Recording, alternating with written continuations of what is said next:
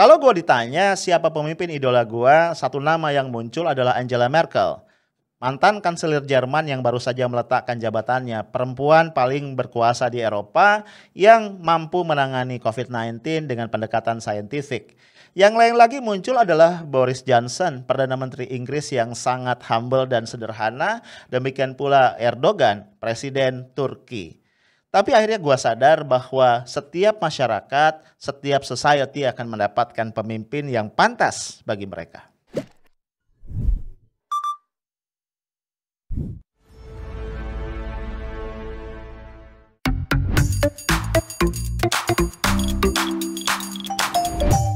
Halo guys, Selasa 11 Mei 2021, kita break dulu ya.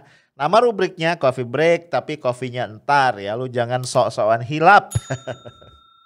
Yang muslim ya tinggal 2 hari nih kita puasa, 1,5 hari ya, atau 1/4 hari nih. Hari ini sama besok, jadi sabar ya, tunggu beduk.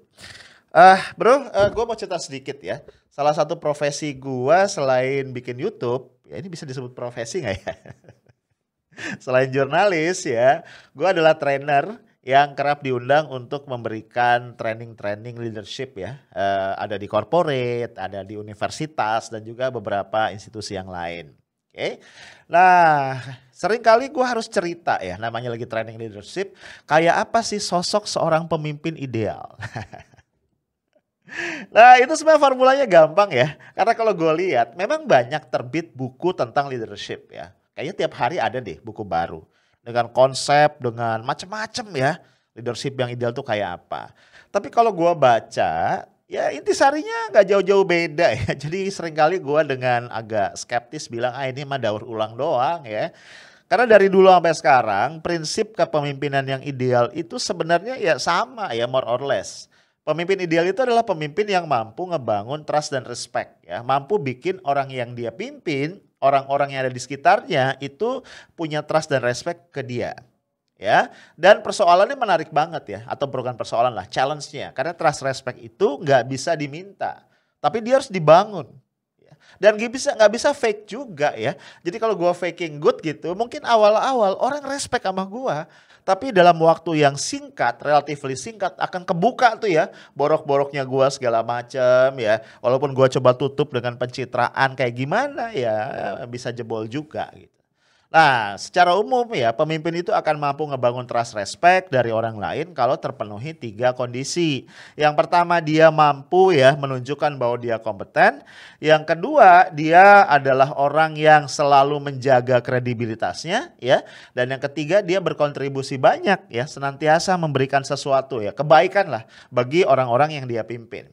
Jadi biasanya kalau dalam bahasa Inggris itu formulanya disingkat menjadi 3C ya. Ada kompetensi, kemudian ada credibility, dan yang ketiga adanya contribution. Itu doang ya, simple. Nah, biasanya nih di tengah-tengah training ada yang nanya. Pak, ini konsepnya ideal banget ya. Di dunia nyata ada nggak sih pemimpin yang kayak begitu? Gimana ya jawabnya? Biasanya jawaban standar gue gini, yang sempurna banget kayaknya nggak ada ya. Mungkin Nabi ya, kalau gue sebagai muslim atau juga lu sebagai muslim, kita akan mengatakan dengan keyakinan bahwa pemimpin yang sempurna itu adalah the Prophet Muhammad kan, Nabi Muhammad SAW, dan selain dia kayaknya nggak ada yang sempurna. Nah, itu yang gue yakini. Tapi tentu saja yang mendekati sempurna atau yang setidaknya memiliki sebagian dari unsur-unsur dari seorang pemimpin itu ada. Dan sejujurnya gue punya beberapa sosok ya, setidaknya dalam skup terbatas yang bikin gue kagum. Tapi gue disclaimer dulu ya, bahwa gue nggak punya maksud bilang apa-apa ya. Gue cuma pengen bilang bahwa gue punya beberapa pemimpin yang gue idolakan dalam konteks tertentu.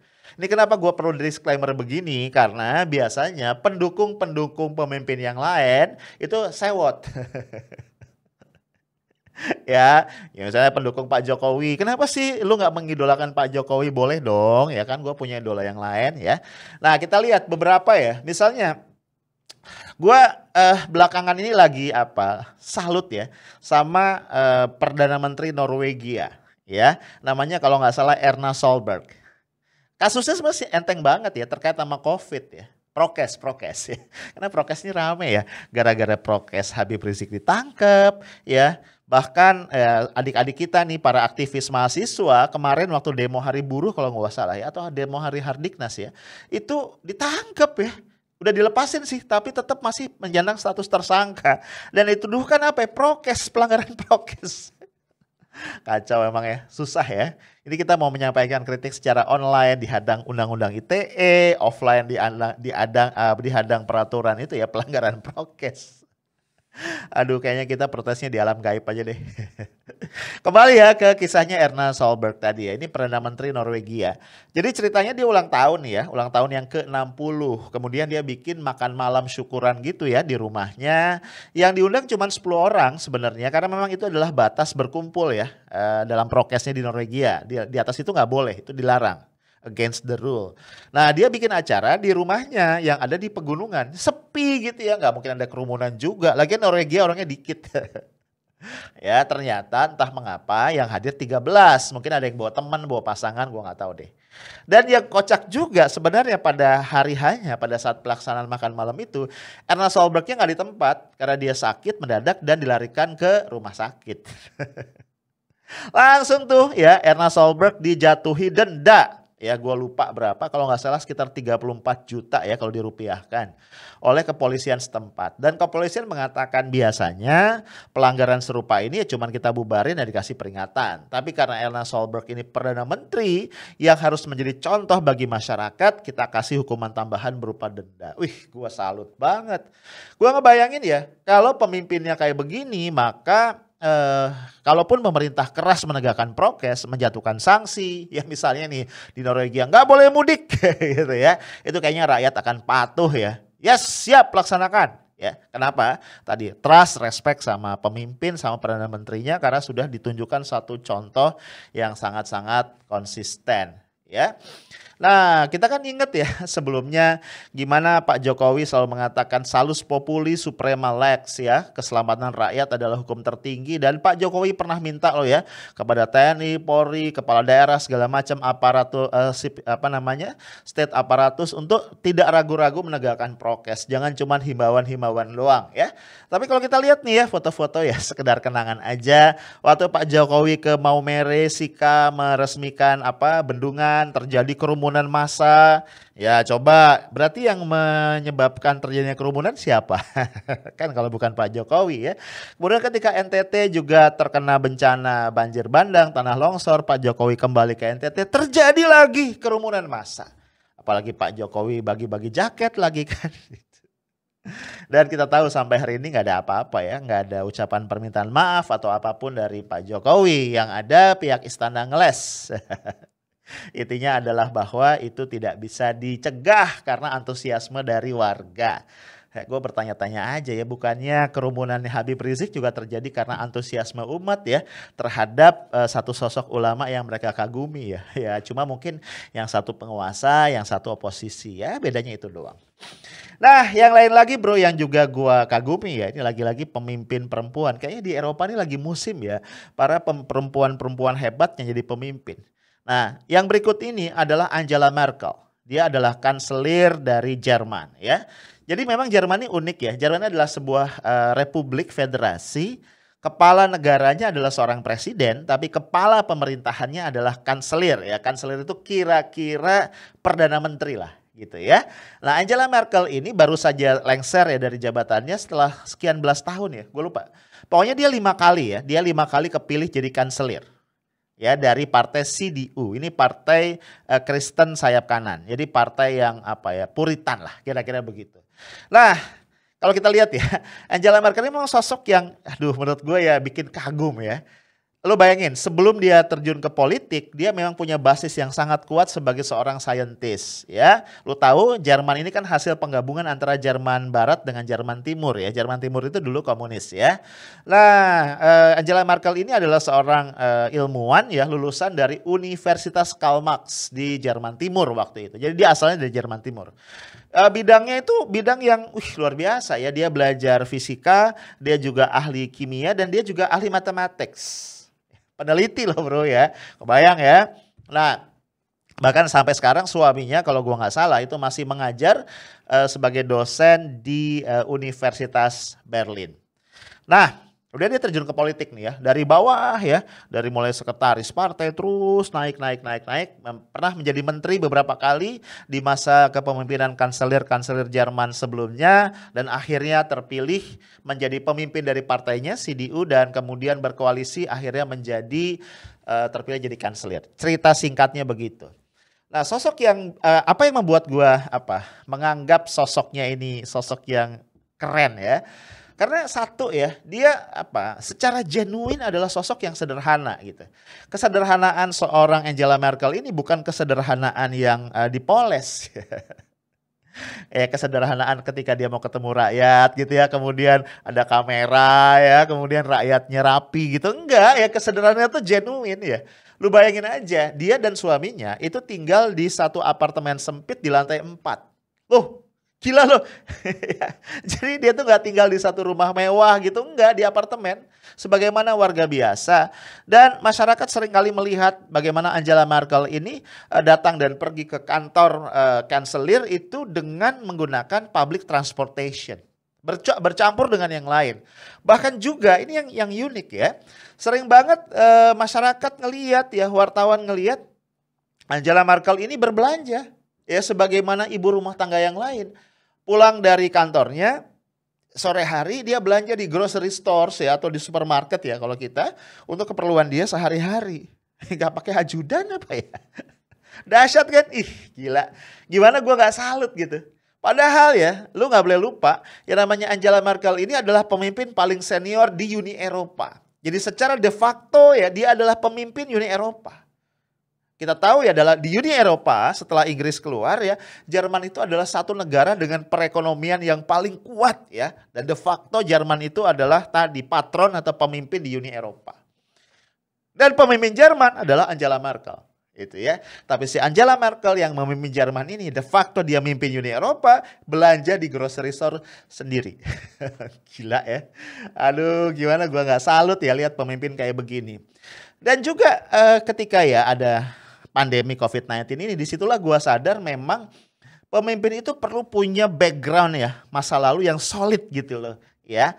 Harus kuat gitu, dia harus cerdas. Karena tadi ya, kalau misalnya kondisinya normal-normal saja, negara memang bisa berjalan autopilot ya. Nggak terlalu kelihatan pemimpinnya hebat apa nggak hebat. Tapi kan nggak mungkin juga negara mulus terus ya. Pasti sepanjang perjalanan ya seperti satu kapal yang berlayar di samudra lepas, itu akan ada saja selalu goncangan-goncangan yang tidak terduga. Dan ini yang terjadi. Tiba-tiba terjadi pandemi. Dan disitulah kemudian bro kita lihat ya, latar belakang Angela Merkel sebagai seorang saintis sebelum terjun ke politik itu sangat berguna. Ya, Jerman adalah salah satu negara yang sangat berhasil dalam menanggulangi pandemi COVID-19. Ya, walaupun belakangan terjadi lagi gelombang ketiga, keempat, dan seterusnya. Tapi setidaknya pernah turun drastis dari zero gitu ya. Sementara kita sampai sekarang nggak jelas nih gelombang keberapa. Nah, pertanyaannya kenapa bisa? Para pakar ternyata sepakat ya, kunci keberhasilannya cuma satu. Angela Merkel fokus ya, karena dia saintis, menghadapi pandemi COVID-19 dengan pendekatan sains. Base-nya adalah riset, base-nya adalah data, ya. Dia sama sekali tidak menggunakan pendekatan ekonomi, apalagi pendekatan politik. Ya, sehingga kebijakannya lurus gitu loh, ya. Nggak mundur maju, nggak tambal sulam, nggak berubah-berubah, konsisten, gitu. Ya karena memang ya tadi itu pandemi itu kan peristiwa sains ya, jelas ya, yang harus dihadapi secara saintifik. It is the only way gitu loh. Dan ini yang bikin gua aduh luar biasa ya. Kayaknya berkah banget ya orang Jerman nih punya pemimpin sekelas Angela Merkel. Makanya ketika dia menyampaikan pidato terakhirnya sebagai kanselir ya, lu bayangin itu satu parlemen ya, itu semuanya memberikan standing applause. Wah gila ya. Dan rakyat Jerman sangat kehilangan ketika Angela Merkel mengakhiri masa jabatan dia yang berperiode-periode sebagai seorang kanselir. Dan asal lu tahu ya, dia kan lebih dari 3 periode tuh ya. Nggak perlu pakai buzzer, nggak perlu pakai macam-macam ya. Orang dengan sukarela memilih dia. Nah, Tadi dua sosok ya, pemimpin perempuan yang menurut gua layak ya. Gua angkat topi, walaupun gua bakal nggak pakai topi. Gua acungin jempol dan gua salut banget. Ya guys, orang memang sering kali kagum ya sama pemimpin-pemimpin yang sederhana. Ya dong, kalau orang nggak punya jabatan sederhana ya wajar ya. Nggak punya jabatan songong ya, udah miskin sombong. Gitu kan. Nah, jadi kalau pemimpin ya, pemimpin levelnya tinggi, pemimpin formal ya, pemimpin publik begitu ya, tinggi ya levelnya, sederhana, wah itu orang salut. Tapi kan persoalannya adalah kesederhanaan itu genuine atau rekaan, genuine atau pencitraan. Kan gitu kan, itu selalu perdebatannya di area itu. Ketika ketahuan dia tidak genuine ya bro, rekayasa, ada skenarionya, itu jadi gak asik tuh ya, orang nggak akan trust gitu. Nah bicara kesederhanaan ya bro, ini di beberapa grup pertemanan ya gue ngelihat satu video singkat ya. Ini gue geleng-geleng ya. Lagi-lagi nih contoh dari negara maju di Eropa ya.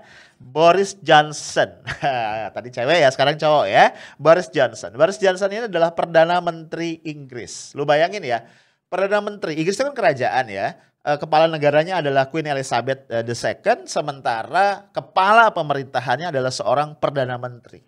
Dan lu jangan main-main ya, Inggris itu negara besar, negara kuat tuh, gila ya. Nah Perdana Menteri itu Boris Johnson. Mungkin sebelumnya salah satu Perdana Menteri yang paling spektakuler itu yang dikenal orang Margaret Thatcher ya. Margaret Thatcher tuh pernah diganti nama, aduh gue lupa siapa, terus sekarang penggantinya adalah Boris Johnson. Nah bro, di video ini yuk kita lihat dulu ya. Yes, yeah. How you doing? You're right. It's nice to see you. Nice to see you. How are you? How's business? Yeah, not bad, not bad. Yes, thank you. Don't tell me you're on your bike today. I am. You are? You know how terrible it is out there? I know. Yeah? What's going on with the traffic? Everybody gonna seems be to much out on better. the same day. It's going to be much better. Don't you worry. Yeah? It's all That's gonna what be you've good. been saying for a few years. I still haven't seen anything. It's getting worse day by day. Take care anyway. Nice to see you.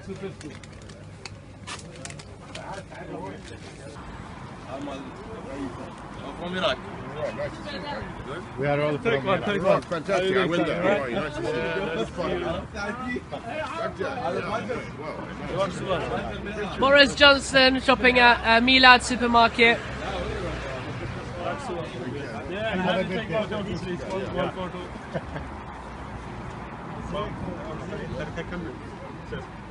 day. Cycle safely, Boris. Oke, lu udah lihat ya videonya. Mudah-mudahan lu paham kenapa gue sangat-sangat tersentuh dan kagum ya. Lu bayangin dia belanja di satu toko gitu ya, kayak minimarket lah kalau di sini ya, yang ternyata kebetulan punya warga Muslim di kota London ya, makanya namanya tuh Milad ya, Milad Store gitu. Milad tuh artinya ulang tahun. Dia belanja di situ, beberapa kebutuhan sehari-hari dimasukin kantong kresek. Gue geli pas lihat filmnya ya, videonya. Kantong kreseknya sama ternyata sama kantong kresek yang ada di sini. Gak jauh beda. Terus dia ngobrol dengan sangat santai gitu, gak pakai pengawal sama sekali ya bro ya. Terus juga dia selfie foto ya dengan beberapa warga yang minta. Dan orang tuh nyapa dia biasa aja gitu. Dan yang paling bikin gua kaget adalah kemudian ketika dia keluar toko, dia meninggalkan tokonya naik sepeda. Oh, gue dahsyat nih, aduh luar biasa ya Boris ya. Bahkan diteriakin ya sama orang kayaknya yang punya toko tadi ya. Ya artinya ya hati-hati naik sepedanya, kira-kira gitu. Gue kebayang ya, aduh dahsyat ya. Gue ngerasa ya, gue tersentuh ya, to be honest. Aduh, gue bilang nih, kapan ya kita punya seorang pemimpin, ya presiden lah, yang genuine gitu, kayak begitu. Dekat sama rakyat, tapi genuine ya. Gak ada yang direkayasa. Boleh dong ya punya harapan, masa ya gak boleh. Nah guys, terakhir satu lagi nih ya. Ini ada video juga ya dari presiden, dulu Perdana Menteri ya. Kemudian sekarang sudah jadi presiden dari Turki. Yaitu Recep Tayyip Erdogan. Kita saksikan dulu.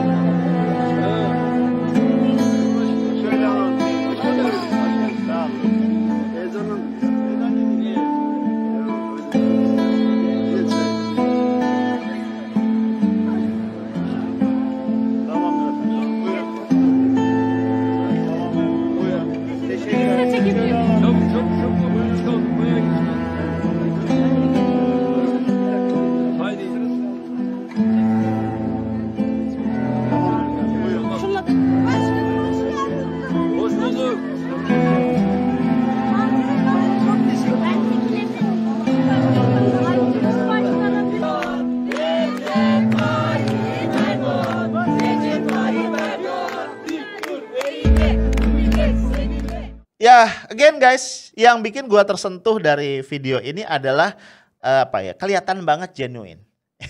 Gimana dia diajak foto sama warganya, kemudian dia merangkul warganya, dia ngelayanin ibu-ibu tua yang kayaknya curhat. Gue juga nggak tahu curhat apa ya, mungkin belum bayar kontrakan kali ya.